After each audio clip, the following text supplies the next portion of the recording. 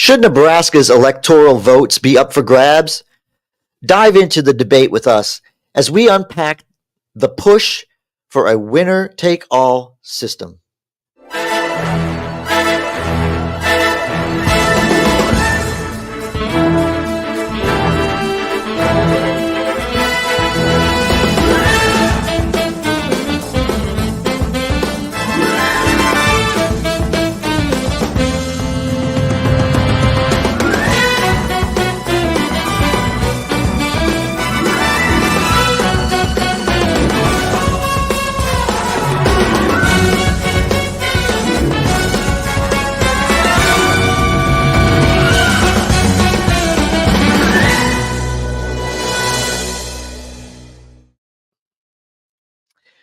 Governor Jim Pillen is considering a special legislative session to shift Nebraska's electoral college votes to a winner-take-all system, spurred by the national pressure from figures like Charlie Kirk.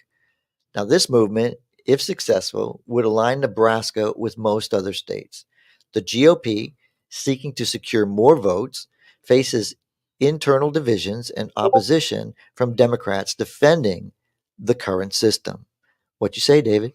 So Nebraska and Maine are the two states in the union who have proportional delegation of their electoral votes. I believe Nebraska has 3, and there is typically 2. Well, more recently, 2 have gone to the Republican presidential candidate, and 1, I believe, is the 2nd district that has recently gone to the Democrat. Mm-hmm.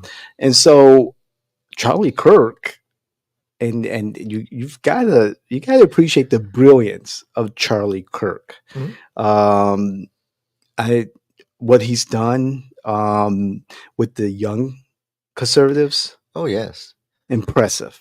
And always looking to get an advantage for the Republican Party and move the conservative agenda.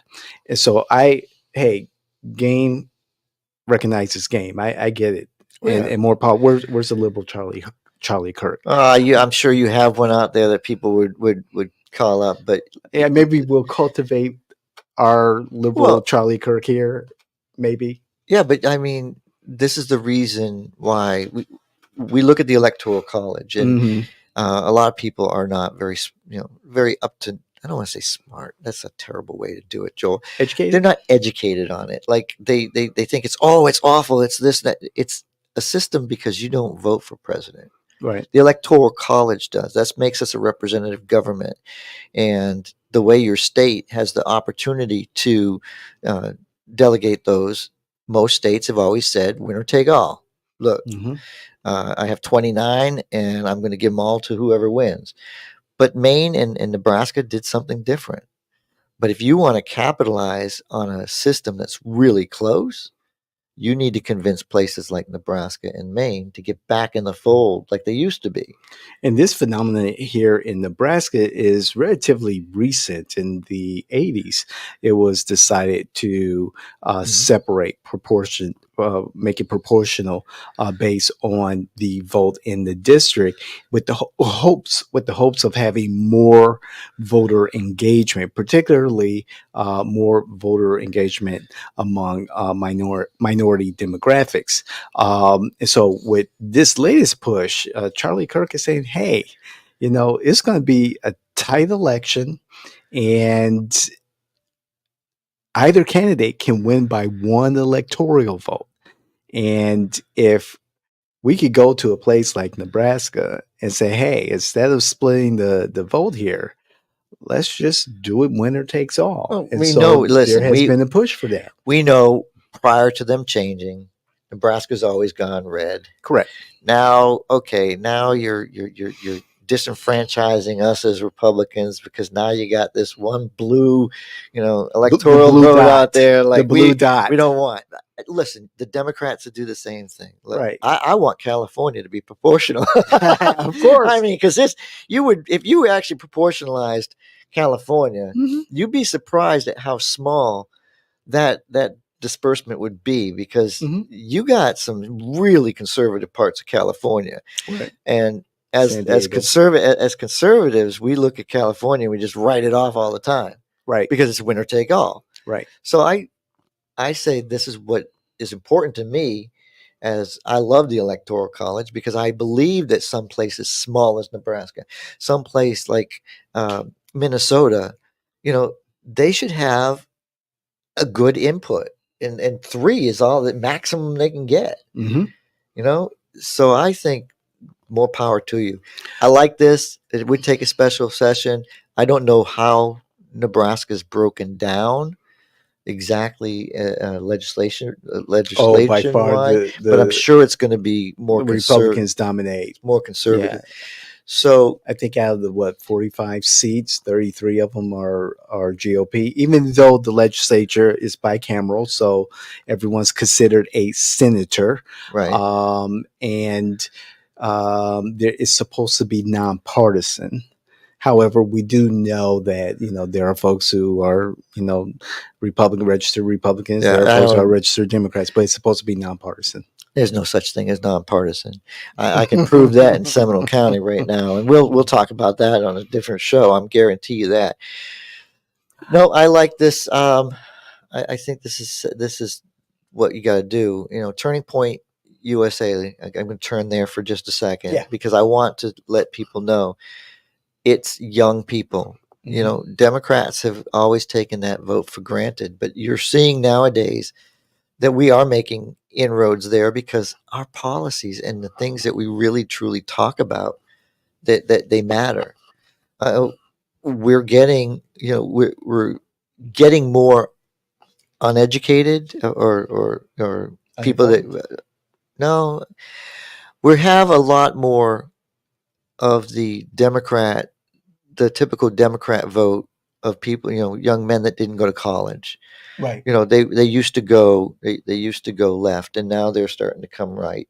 And you're seeing Right. that number increase. Correct. You're seeing African American males Yes. actually coming over into the Republican Party a lot more. Oh, they're not Yes. bold. I mean, they're not out there like hitting hard right now, but they're voting that way, That's correct. and they're starting to. So we're seeing those trends. Hispanics, there's a very tough road there to classify them as liberal anymore. There are a Correct. lot of them saying, you know what, the values is a values thing for me, or so. It's these young people with Turning Point USA, with their educational programs, with their actual push on these social media sites. I sit there and I sometimes, as a conservative, my jaw drops, because I'm like, who on earth would say that? And Charlie Kirk, to give him credit, I've Yeah. never been that bold. And I always call myself brutally honest, but he'll take students that will challenge him, Mhm. and he'll take take 'em them on. on, Yeah. and he will not miss a beat. And he says things that you call him a racist, and he's going to turn it right around and say, well, hold on, and Mhm. ask you questions. If you answer the questions, you're not very smart, because the questions are definitely made to lead you to think that maybe, just maybe, we all have our own opinion and we're the same, just on. Right. I'll listen to Charlie Kirk. I'll listen to him. I may not agree with Oh. many things that he says or does. However, I will listen and learn from Charlie Kirk. And I believe he is brilliant in this particular situation. And going to Nebraska, excuse me, having a rally, encouraging the governor to call a special session to look at the possibility of making Nebraska's electoral votes winner take all. Granted, again, the purpose of making it proportional was to bring out more votes and from the African American community and other minority communities, and give them something to be willing to participate in, to be engaged in. I What's get it. exciting for me is this is one vote. I, and with everything that is at stake for both presidential campaigns, one vote could be the difference. I think it's incredible. Yep. I just read the other day. Democrats are having a hard time. They really thought it was going to be easy to go into Florida and Texas and grab themselves a Senate seat, and It's not so easy. and they're realizing that those dollars are gone. Mm-hmm. The dollars that they thought they were going to invest, they're gone, and they haven't even started a real campaign. That's right. So to see Charlie out there for one vote, that's, to me, it's encouraging at how the Republican Party is actually really, we really want to win, and we don't want to change this country. We want to preserve our republic. And look, whether you agree or disagree, uh, that's the kind of motivation that you and our audience should have when it comes to voting. You should be looking at, where can I make a difference? And I'm trying to make a difference by, supporting my party, challenging my party when I have to, Uh-huh. taking the time to work with you, David, to come up with solutions, and innovative ways to help us. Okay, I can't win that seat. But I'm going to try to get you the right candidate that can get something done in that seat. And I'm going to do that by working with David. And then David's going to work with me because maybe he needs something done. And he knows that only a Republican is going to win that seat. So what kind of Republican do we need? So that's the key. Getting the right person in the right in the right place at the right time. And I think that's what we're trying to do with you. So please, you got to like, you got to comment. Yeah, look at the story. We'll always have a link there for you to figure this out. But look at the absolute, you know, heart and soul that they're putting into one vote. And that's what I think is good about this conversation. And I was telling David, I don't usually get really excited when we talk about another state. Right. But, it is exciting to think of how much we're doing to try to make that a winning scenario. I agree. It's innovative thinking, which we pride ourselves on, discussing and implementing. And I just like the exercise in the democratic process and understanding what the rules are, the rules of engagement, and thinking, hey, perhaps we could do this a different way. And I have to, again, the game recognizes game, and the conservatives will use every lever of power and authority to advance their agenda. And the forward thinking, I'm always amazed of.